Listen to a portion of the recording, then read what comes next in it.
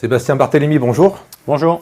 Vous êtes un peu le spécialiste des halles, et les halles, c'est un peu le sujet dont on parle beaucoup à Saint-Étienne et dans les environs. J'ai vu que vous aviez un projet de halle à Vauche.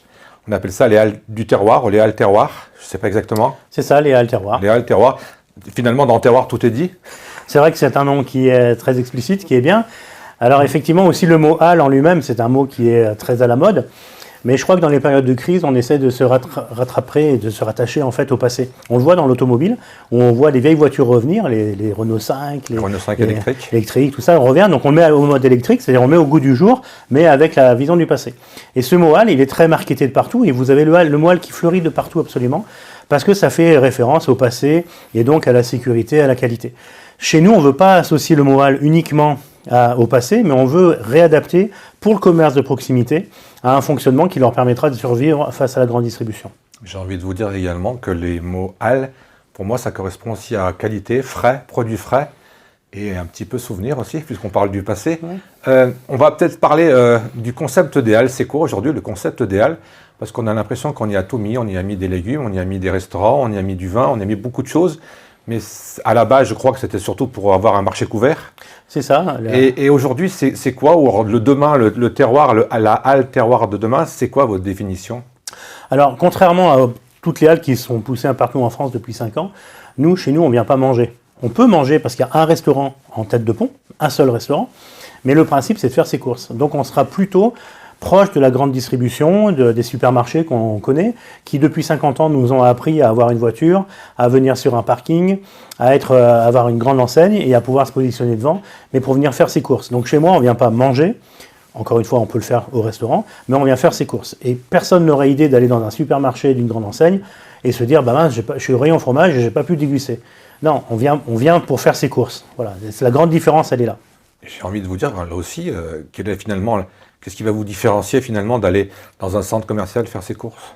Alors ce qui nous différencie du centre commercial, c'est ce qu'on va trouver à l'intérieur. C'est-à-dire quand on va dans le centre commercial, et c'est ce que voient les gens de plus en plus aujourd'hui, grâce à la démocratisation des applications Internet, où on peut commencer à voir la qualité des produits, c'est que chez nous, on va manger local, on va manger terroir. C'est-à-dire que chez moi, quand on va poser un terroir à Strasbourg ou à Toulouse, la saucisse, c'est pas la même. Donc le boucher sera pas le même, ce sera des indépendants. On est sur du produit local alors? On est sur du produit local. Ou du moins régional. Au maximum local ou régional. Après, bien entendu, la banane de Saint-Étienne, elle n'est pas très connue. Donc forcément, on aura des produits qui vont venir d'ailleurs. Elle a du mal à pousser à Saint-Étienne. Voilà. Quel va être finalement le projet Est-ce que déjà le projet de Vosges, c'est le premier? Ou c'est une longue liste, où il y en a déjà qui sont implantés? Quand ça va démarrer? Quand est-ce qu'on va ouvrir la porte approximativement? Alors en fait, ça fait 4 ans moi que je travaille le sujet. Ouais. C'est un sujet qui part de l'immobilier. Il faut construire les halles, il faut trouver les terrains, il faut les monter. Donc l'immobilier en France depuis le Covid est un peu complexe. On a mis un peu de temps à le faire. On a 3 halles en cours aujourd'hui. Une qui est à côté de Toulouse, une à Valence et une à Vauche, Saint-Étienne-Nord, qui fonctionne. Ensuite, on a une volonté de développement au national qui est en train de se préparer. Ces premières halles, elles vont ouvrir donc à partir de septembre au public pour celle de Toulouse, à partir de fin d'année pour celle de Valence et de Vauche. Bien entendu qu'elles sont très attendues et qu'elles sont intéressantes. Pour l'instant, on est dans cette phase de développement de ces 3 premières halles.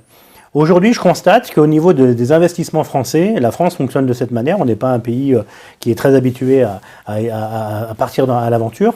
Donc pour l'instant, on est en train de travailler avec des investisseurs pour créer ce concept, mais le marché de la halle en France, en tout cas de supermarchés pour les indépendants, est très facile à développer. On espère avoir une 50aine de halles dans les 5-6 ans qui arrivent. Alors on va se focaliser sur Vosges. Quel est le nombre de commerçants qu'on pourra retrouver? Alors de manière générale, dans toutes nos halles, on a 19 commerçants plus un restaurant. Vauche est la halle un petit peu particulière, elle est à une dizaine de kilomètres de mon siège social. C'est une halle qui sera notre halle un peu concept, notre halle où on va développer les évolutions de choses qu'on peut avoir. Donc là-bas, on aura 12 commerçants et un restaurant. C'est la seule halle qui aura ce format-là, parce que ça a été une stratégie de pouvoir faire un petit laboratoire. Ces 12 commerçants sont tous des indépendants et regrouperont l'intégralité des métiers de bouche que l'on peut trouver. Comment se passe le remplissage, il n'y a peut-être pas d'autres mots, vous allez chercher les commerçants, c'est eux qui vous contactent, vous avez déjà un réseau, comment ça se passe? Nous, facilement, on pousse la porte et puis on voit un boucher, on voit un charcutier, mais on ne sait pas tout ce qui s'est passé avant. Quoi. Comment ça se passe pour les faire venir? L'exemple de Vauche est un bon exemple. Il a déjà fallu réussir à acheter le terrain. Ça a été un long épisode. Il y avait quoi avant C'était une ancienne usine. Il y a un petit point de pollution sur le terrain et ça a été un long débat avec l'administration publique. Et heureusement que la ville m'a beaucoup aidé, mais ça a été un long débat pour pouvoir acquérir, ce qui fait que cette halle, on en parle depuis longtemps, mais le côté immobilier a mis du temps. Pour remplir les halles, après, finalement, c'est pas si compliqué que ça. Le plus difficile, c'est de passer au travers des a priori. On a 2 a priori.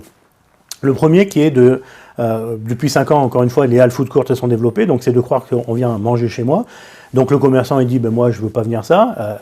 Les histoires récentes, localement, de halles qui n'ont pas réussi, sont pas inédites, parce que les gens pensent que les halles ne fonctionnent pas. Or, ce n'est pas du tout le même concept. Et le deuxième a priori, c'est de dire, mais vous allez tuer mon commerce de proximité. Alors que on apprend et on explique aux commerçants que, au contraire, leur grand concurrent, c'est plutôt les grandes surfaces qui sont implantées depuis des années autour des villes, qui les ont paupérisées dans leur clientèle et qui font qu'aujourd'hui, toutes ces grandes surfaces se sont mises autour de la ville. Et maintenant, qu'est-ce qu'on voit? Elles sont en train de venir dans le centre-ville, avec des proximités, des petits bouclards qui viennent s'installer comme ça. Donc, moi, je fais la démarche inverse, c'est-à-dire que la proximité, elle est en centralité, mais elle peut plus vivre avec les quelques commerçants qu'il y a autour. L'idée, c'est pas de leur dire de partir. L'idée, c'est de leur dire, on va faire que la clientèle qui ne vient plus chez vous parce qu'elle est en extérieur puisse revenir en proximité sur un parking. Toutes mes halles, elles ont 80 000 personnes à 10 minutes en voiture qui peuvent venir se garer sur mon parking. Donc, la zone de chalandise est beaucoup plus grande. Donc, c'est l'idée, en fait, c'est de permettre au commerce de proximité d'utiliser les armes de la grande distribution. On a entendu beaucoup, le Biltoki, Mazra, Saint-Étienne, les trop nombreux intermédiaires et au final des prix des loyers exorbitants. D'après ce que j'ai entendu, je ne l'ai pas vérifié, il ne faut pas que je dise des fausses infos. Est-ce que ça sera quelque chose d'accessible pour le petit commerçant du coin? Ou alors il faut vraiment avoir des grosses structures pour venir chez vous? Alors, effectivement, je ne veux pas commenter les halles de food court parce que c'est un concept différent et je ne doute pas que leur concept est bon et qu'il y a peut-être d'autres raisons que simplement la problématique du loyer. En tout cas, c'est une vraie question, le loyer et les charges. Chez nous, le loyer, ils sont totalement cohérents face à un marché, vous alliez louer dans une rue parallèle ou pas, on est à peu près dans les mêmes bases de loyer. Les charges, on les a mutualisées au national. C'est pour ça que le concept terroir, c'est pas simplement une halle posée à Vauche ou à Valence et qui s'arrête. C'est que le maillage est complet. Donc mes équipes, en fait, j'amortis le coût de ma masse salariale sur l'intégralité des halles en développement. Donc les premières halles, entre guillemets, on n'est pas dans un phénomène de rentabilité directe pour mon entreprise parce que effectivement, on est en capacité de gérer 50 halles. Mais le temps que ça progresse. Mais c'est le sens d'une entreprise. Quand on crée une entreprise, il faut peut-être 2 ans, 3 ans pour arriver à maturité. Et donc le fait d'étaler cette masse salariale et les charges de communication sur l'intégralité de nos halles nous permet de maîtriser nos charges et pas d'avoir d'explosion de charges de fonctionnement et du personnel, qui est souvent le cas dedans. Par exemple, moi j'ai un seul salarié pour 5 halles. Ce qui, dans beaucoup d'autres halles, il y a 3 salariés pour une seule halle. Quand vous parlez de salariés, ces salariés ils sont chargés de faire quoi Alors, on est une conciergerie commerciale. Ouais. On a différents salariés. On a une très grosse partie qui sont dans la communication. On a créé une télé qui s'appelle la télé des halles, qui va ouvrir à partir de septembre. Puisque c'est pas à vous que je vais apprendre. Il faut envoyer son CV où? C'est pas à vous que je vais apprendre que la télé numérique c'est l'avenir et qu'aujourd'hui les gens commencent à y venir de plus en plus dessus. En tout cas, on a créé du contenu. Pendant 1 an et demi, j'ai embauché une pâtissière qui a fait des gâteaux et qui va parle un petit peu de la qualité de nos commerçants, des bons produits des commerçants, qui fait des recettes de cuisine. On ira également chez le commerçant, voir un peu comprendre son métier, comment on fait telle activité, comment on fait les choses. On appelle ça du lien. Hein. Voilà, créer du lien et du contenu éducatif. Parce que les gens ont envie de recomprendre qu'est-ce qu'ils mettent dans leur assiette. Et puis expliquer qu'on est présent aussi. C'est ça. Souvent on oublie et il faut une petite piqûre de rappel. Oui, et puis ma boucherie locale qui sera à Vauche par exemple, à Toulouse personne ne la connaît, à Brest personne ne la connaît. Demain, grâce à Terroir, elle sera sur les chaînes nationales, on va en parler. Et ce qui fait que même à Brest, celui qui verra un terroir, il dira forcément c'est Terroir, donc j'ai mon boucher local qui sera présent. Donc on recrée en fait une dynamique différente sur le commerce de proximité. À Saint-Étienne, on a pris l'habitude de venir manger, d'avoir des animations. Est-ce que vous avez prévu aussi des animations, des rendez-vous spéciaux, peut-être des cours de cuisine? Je ne sais pas, je vous demande un peu ce qui est dans votre tête ou dans vos cartons. Alors, nous, il y aura bien sûr quelques animations qui auront lieu, mais encore une fois, on n'est pas un lieu uniquement de convivialité comme la restauration peut le faire. On est un lieu où on fait ses courses. Et quand on fait ses courses, on ne veut pas être dérangé par des copains qui prennent l'apéro et je ne peux pas accéder aux produits. Il faut bien identifier les choses. Donc, nous, on vient faire les courses. Ça n'empêchera pas que, par exemple, nous sommes en train de préparer, vous savez, au mois d'octobre-novembre, on a les grandes journées Black Friday. Nous, on n'est pas dans cette thématique de Black Friday. On préférait parler du Black Angus et de rééduquer les gens à se dire comment on peut manger de la bonne viande, avec quoi on peut la manger, qu'est-ce qu'on peut boire avec, et de recréer de l'éducation comme ça sur les réseaux. Et pourquoi pas, avec les commerçants, de créer un jeudi soir de nocturne pour que les gens puissent découvrir les choses, etc. Donc il y aura de l'animation, mais la stratégie première, c'est de faire ses courses exclusivement. Mais je pense que les gens, ils font leurs courses dans la journée, mais le soir, ils ont peut-être aussi besoin un peu de se poser, de prendre un verre entre amis, peut-être de dialoguer avec le boucher ou le boulanger ou la pâtissière. Bien sûr, j'ose croire bien entendu qu'il y aura un lien humain qui sera organisé, qui sera fait. Mais notre concept, encore une fois, il sera additionné par d'autres concepts aux alentours. Moi, le food court, je veux y croire, je veux retrouver cette convivialité. C'est pour ça qu'on vient dans des centralités. À Vauche, là où on sera positionné, tout autour, il y a des commerçants qui sont faits. Certains sont en difficulté, certains commerçants ont même disparu en termes d'activité. Je crois que parce qu'on aura créé du flux, à côté de nous, il y aura d'autres zones de convivialité qui auront lieu. Et c'est pour ça qu'on a un restaurant également, parce que ce restaurant permettra aussi le soir à avoir cet échange et cette convivialité. Est-ce que c'est un restaurant qui sera spécifique, là aussi, avec des produits régionaux, ou alors ça sera une franchise qui nous fera un hamburger comme on mange partout? Alors en fait, on a un règlement intérieur et un label qualité terroir qui fait que ce soit dans le restaurant ou à l'intérieur de Noël, il ne peut pas y avoir de produit industriel. Il n'y a que du produit local, que du produit travaillé. Donc le restaurant est sélectionné sur sa qualité de travail. Ce n'est pas des produits congelés qui sont réchauffés, c'est impossible. Il y a un règlement intérieur qui l'empêche. Et je vous dirais même que beaucoup d'enseignes nationales m'ont déjà contacté parce qu'on est un développeur facile pour eux. On prend le risque pour eux, on signe un terrain, on fait les choses. Et en fait, on refuse. C'est pour ça qu'on veut uniquement du commerce de proximité et de l'indépendant qui vient. Quand j'écoute votre projet, j'ai la sensation de revenir à la base, finalement, au hall du départ, quoi. Alors c'est un peu les halles du départ, mais avec le 2.0, c'est-à-dire avec l'utilisation aujourd'hui. Ah bah bien sûr, on est en 2025, on n'est plus en 1925. Voilà. Il ne faut pas tout jeter. La grande distribution a eu raison sur une chose, c'est que pour faire ses courses, on veut que tout sous un même toit, c'est plus pratique dans l'évolution de comment notre humanité fonctionne aujourd'hui. Donc on a besoin de prendre sa voiture, de se garer, de se positionner, d'avoir un temps. Ça, il faut le garder. Et pas aussi se soucier toutes les 5 minutes de savoir s'il reste 5 minutes à notre parc-mètre. Parking gratuit, voilà, ça, c'est fonctionnement. un souci quand même pour un client. Donc ça, c'est des choses qu'il faut adapter et il faut savoir le gérer. Voilà, les parkings gratuits, c'est quelque chose d'important. Mais au-delà de ça, l'accessibilité, parce que si votre parking est gratuit mais que personne ne peut y accéder parce qu'il faut passer par 300 interdits et 200 uniques, c'est plus compliqué, quoi. D'ailleurs, vous avez prévu combien de places à Vauche de parking? Alors, dans chacune de nos halles, on a environ entre 60 et 100 places. Ça dépend de la configuration. En plus, il y a une rotation. Il y a une rotation. Les gens ne restent pas toute la journée. Voilà, il y a une rotation. Ouais. On a aussi une question fondamentale, c'est peut-être un peu le souci qu'on a eu à Saint-Étienne, c'est les tarifs pour les clients. Est-ce que ça va être plus cher ou alors ce sera les mêmes tarifs qu'on retrouve partout? Alors, ce sera le tarif des commerces de proximité qui existent encore aujourd'hui. J'ose croire qu'avec le temps, étant donné qu'ils feront plus de chiffre d'affaires, ils permettront de rebaisser un peu le prix. Ils feront des promos. Après, pour être clair, on n'est pas concurrent des hard discounters. On sera plutôt dans une cible des commerces de qualité. Voilà. Ce que j'avais envie de vous dire, c'est que quand on veut de la qualité, il faut la payer aussi un petit peu, quoi. Il y a les deux, mais plus on veut de la qualité, plus il faut la payer. Mais si on veut réussir à maîtriser les prix, il faut du volume. Ce que n'ont pas les commerces de proximité. Quand vous êtes un poissonnier dans une rue toute seule, c'est compliqué d'avoir du volume. Alors que quand vous êtes poissonnier avec un boulanger, un primeur, un boucher, tout le monde au même endroit, vous recréez du volume. En créant du volume, on abaisse le coût. Enfin, c'est de l'économie, quoi. Pour revenir au côté pratique, je vais à Vauche, je rentre au Alterroir qui sont en face de moi. Je fais mes courses, je peux aller me poser au restaurant, boire un petit café. Le restaurant est ouvert toute la journée. Ou à la boulangerie, il y aura un petit café, un croissant. Au restaurant uniquement. La boulangerie, il n'y aura pas l'occasion de boire un café. Encore une fois, on est là pour acheter son pain. Il y a peu de gens. Non, mais c'est pour bien comprendre le concept. Voilà, quand on va au supermarché, on n'a pas forcément idée d'aller boire un café. Dans la galerie marchande, on peut le faire. Notre galerie marchande, entre guillemets, ce serait le restaurant qui permet cette convivialité. Et encore une fois, je commence déjà à voir que partout où on s'implante, c'est le cas à Toulouse, on est dans une forme de petit retail park qu'on a mis, il y a un cabinet médical qui s'est installé, il y a un laboratoire qui vient se poser, donc on est en train de recréer de la vie aussi autour de notre halle. Je vois sur cette table, on ne le voit pas tout à fait à l'écran, un coq bleu, blanc, rouge. Pourquoi avoir choisi un coq? C'est le symbole français? Quoi de plus français que le coq? Moi j'aime bien le rugby également, on voit que le coq s'exporte très très bien. Le bleu, blanc, rouge parce que malgré tout on est en France et que je trouve que c'est intéressant de pouvoir montrer la couleur. C'était quelque chose où on voulait essayer de trouver un petit symbole et puis surtout ça a été fait par des designers stéphanois.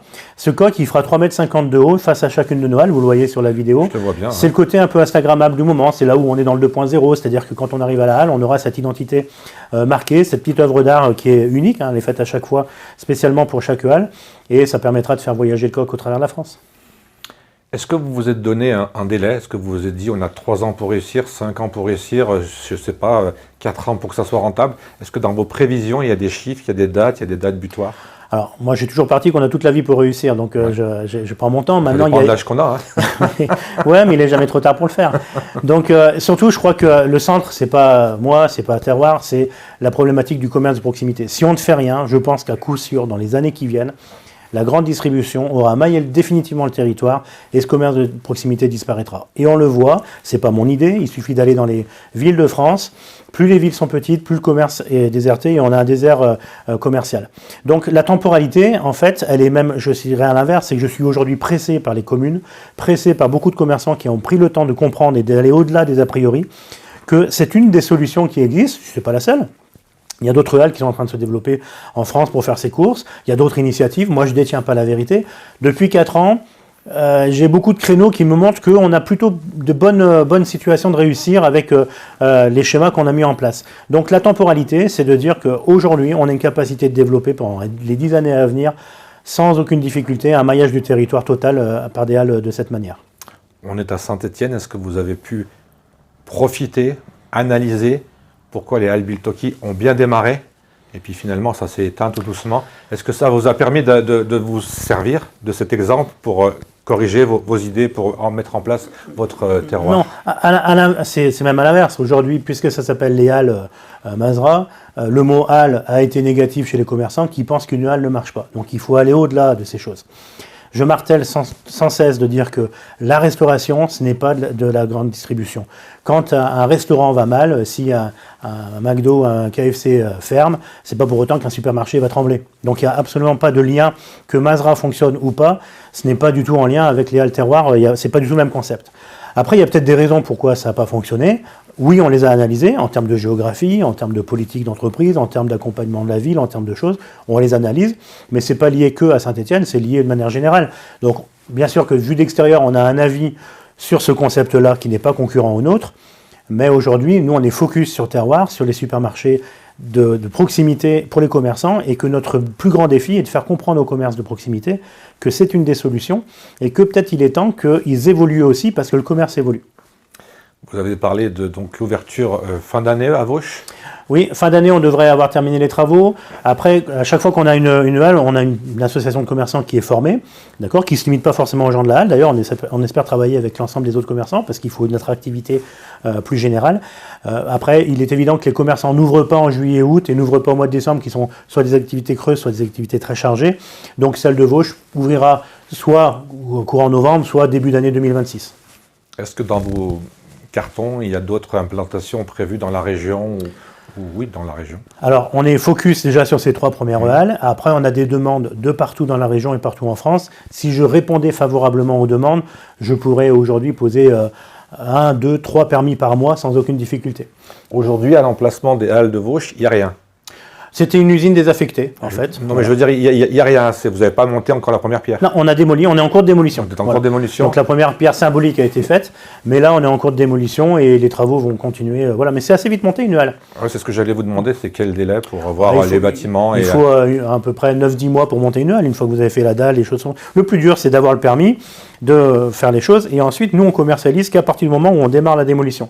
Pour ça qu'à Vauche, on n'en a pas trop parlé, parce que un commerce de proximité, il a une vision à 6-8 mois.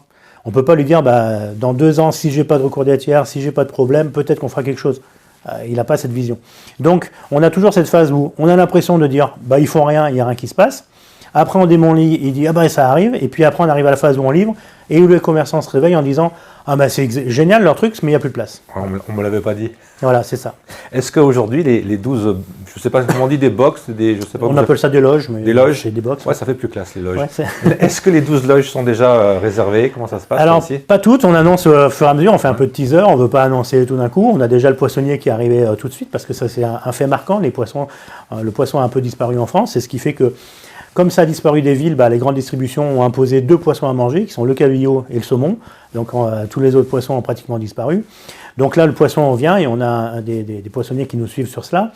Dernièrement, on vient d'annoncer l'arrivée d'une belle épicerie espagnole avec de la pata negra, des trucs super, ça va être vraiment sympa. Est-ce qu'il y aura du Touron, vous le savez, non? Ah ouais, je pense qu'il aura, il y aura tout ça. Ouais. Ça sera attractif parce que c'est le seul de la région. À mon avis, il faut aller loin pour trouver une épicerie de cette qualité. Voilà, et puis après, on en a d'autres. On est encore en recherche de choses. Alors, on en pour parler avec pas mal de monde, mais ce sont souvent... Est-ce que dans les demandes, il y a des gens que vous avez refusés en disant que ça ne correspond pas à notre métier? On a expliqué que tout ce qui était fast-food, qui était restauration rapide, tout ce qui était... c'est pas notre ADN. Après, on a aussi des petits producteurs qui viennent nous voir, mais qui n'ont pas assez de capacité. Quand on parle de l'escargot, de la truffe, alors la truffe à Valence, on a implanté un truffier parce qu'on a réussi à trouver comment faire. Donc, on est même en train de réfléchir à comment des producteurs pourraient s'associer pour prendre une loge ensemble, à plusieurs, faire un petit GIE et permettre d'offrir des produits. Parce que dans un terroir, on va faire une loge un peu tournante, une loge associée. Voilà, on a des loges qui peuvent être saisonnières, ça peut être organisé. Mais surtout de permettre de comprendre qu'il y a du volume. Chez nous, on va faire un volume. Quelqu'un qui fait un chiffre d'affaires dans une rue seul va au minimum doubler son chiffre d'affaires chez nous parce qu'il va y avoir beaucoup plus de clients que la normale. Donc il faut aussi une capacité de production. Dernière question. Le public que vous visez, j'ai bien compris, c'est quand même un public familial. C'est un public familial, des gens qui veulent revenir dans la qualité et pas forcément, et qui veulent réfléchir dans leur acquisition de courses. Mais je crois que c'est un public très large et très général en France et que c'est des gens qui veulent revenir redonner du sens à la proximité, quoi. Est-ce que vous avez l'ambition aussi d'attirer des gens qui viendraient d'un petit peu plus loin? Nécessairement, étant donné que le maillage est national, quand on aura un terroir à Vauches, à Valence, à Toulouse, à Brest, de partout, chacun d'entre nous, ou même quand vous irez faire des vacances, que ce soit à Perpignan, ou que ce soit à Brest ou à Strasbourg, s'il y a un terroir dans le coin, vous direz je vais aller manger le local du coin. C'est bien plus simple d'aller manger ici. Et ça va devenir une référence, quoi. J'espère que ça deviendra une référence. En tout cas, ça va redevenir une référence parce que ça a toujours été une référence. Quand vous allez chercher un boucher de qualité, un poissonnier de qualité, un boulanger de qualité, c'est eux qu'on vient chercher. Donc demain, on ne viendra pas forcément chercher Terroir, mais on saura que chez Terroir, il y a des références. La seule question que je ne vous ai pas posée, c'est finalement l'adresse. À quel lieu exactement sera implanté à Vauches, ce terroir? Alors à Vauches, on est sur la place Aristide-Briand, ce qu'on appelle la place du marché, dans le quartier des Verriers, qui sera à l'endroit qui est donc, pour les Vauchois qui connaissent bien, sur la grande place du marché qui est habituelle. Quand on est dans l'axe principal, c'est juste derrière, il me semble. Voilà, dans la rue Irénée-Laurent, c'est sur la gauche quand on arrive depuis Saint-Étienne. Ouais. On a le Crédit Agricole, on a la place du marché. Et donc, c'est toute l'ancienne usine Saka qui est démolie et à l'heure où on parle, il ne doit plus y avoir grand-chose de cette usine d'ailleurs. Très bien. Alors, on se donne un rendez-vous à peu près à la fin d'année ou en début d'année 2026. À la fin d'année, on sera à l'intérieur de la halle et puis on pourra faire déjà une explication. Et bien entendu, à ce moment-là, on pourra annoncer l'intégralité des preneurs, puisqu'aujourd'hui, les gens, c'est en train de s'accélérer. Il y a quelque chose de concret qui est en train d'arriver. Petite question subsidiaire qui me vient à l'esprit à l'instant, puisque je n'ai pas de souci, je pense que votre terroir va fonctionner. Merci. Mais les halles de Saint-Étienne qui sont pour l'instant fermées, on parle d'un nouveau projet. Est-ce que vous pensez qu'il y a un avenir ou alors il faut complètement changer de concept à Saint-Étienne? J'espère qu'il y aura un avenir, mais il ne sera pas avec Terroir, puisque moi, ce n'est pas un endroit où j'irai. Voilà. Est-ce que ça sera quelque chose de concurrent avec vous ou alors ça sera... quoi qu'on ne sait pas encore ce qui va s'y dérouler dedans. Si c'est un supermarché de commerce indépendant, il pourrait être concurrent à moi, et j'espère avoir des concurrents, parce que j'aimerais qu'on rééduque les Français à revenir manger chez le commerçant de proximité, et que les commerçants de proximité comprennent qu'il y a un acteur économique en France, c'est les terroirs, qui essaie de trouver des solutions pour eux. On n'est pas là pour être des ennemis, on est là pour leur amener des solutions et qu'on veut travailler avec eux. Mon concept, il va se développer avec le temps, il va s'adapter en fonction des commerçants, je vais me nourrir de leurs besoins, de leurs activités, on va le faire développer. Mais il faut qu'ils comprennent qu'aujourd'hui, il faut qu'ils fassent quelque chose eux-mêmes, sinon la grande distribution va finir de les achever. Et on a une fierté, c'est que vous venez de Saint-Étienne. Ah ouais, je suis un peu produit stéphanois, on est supporter des Verts. C'est un Stéphanois qui va développer ce concept dans toute la France. Et ouais, si j'arrive à faire comme Geoffroy Guichard, ce serait pas mal. Hein. Et c'est quoi finalement le point qui vous a fait basculer de l'immobilier, même si on reste dans l'immobilier, à vouloir vendre des bons produits, consommer des bons produits? En fait, j'ai construit beaucoup de surfaces alimentaires et les maires me disaient tu vas tuer le commerce de centralité, tu vas tuer nos petits commerçants, on ne peut rien faire parce que le PLU l'autorise. Et se faire disputer dans son travail, c'est pas hyper intéressant. Et à force de faire micro-trottoir, parler avec des gens, et dire mais pourquoi tu vas plus chez ton boucher, chez ton charcutier? Et tout le monde me disait, mais je vais pas me taper toutes les rues, machin, avec mon caddie, etc. Et moi, j'ai fait l'association d'idées en disant, bah, mettons tout sous un même toit et fonctionnons. Et donc, la stratégie n'a pas été de développer quelque chose qui me concerne moi, mais qui concerne les gens. J'ai la capacité, je connais comment négocier des terrains, comment construire, comment passer au travers des PLU et de l'administratif. Voilà, et ben chacun fait ce qu'il sait faire. Moi, je ne sais pas faire de l'alimentaire. Je sais construire des halles, je saurai les gérer et communiquer autour d'elles, tel que je fais aujourd'hui un peu de partout. Voilà, donc c'est une belle aventure, j'apprends énormément. Et c'est quelque chose de très très beau à voir. Et surtout, ce côté d'intérêt et de faire quelque chose qui a du sens pour les commerçants. Les commerçants qui comprennent, ils retrouvent un enthousiasme et retrouvent quelque chose dans ce pays aujourd'hui. L'enthousiasme, c'est quelque chose qui nous manque beaucoup quand même. C'est vrai que ça manque un petit peu. Donc, les halles terroirs, le marché permanent. C'est une bonne baseline. On a mis authentique par nature parce qu'on trouvait que c'était intéressant, mais il y a beaucoup de baselines qui peuvent aller avec terroir. Le marché permanent, c'est une bonne idée également. Merci beaucoup. Merci. Bonne chance. On et continue. puis j'espère que dans les mois prochains, eh bien, on se retrouvera là-bas au hall. Et puis Ouais, j'en doute pas. En tout cas, c'est parti. On ira boire ce petit café et puis goûter la bonne pâtisserie. Ouais, et puis vous verrez mes commerçants. Et puis peut-être même manger un bon steak. Ah, un bon steak d'une bonne viande de la région. Ouais, ça, on peut compter sur moi. Merci beaucoup. Merci. Et encore une fois, bon courage. Merci bien.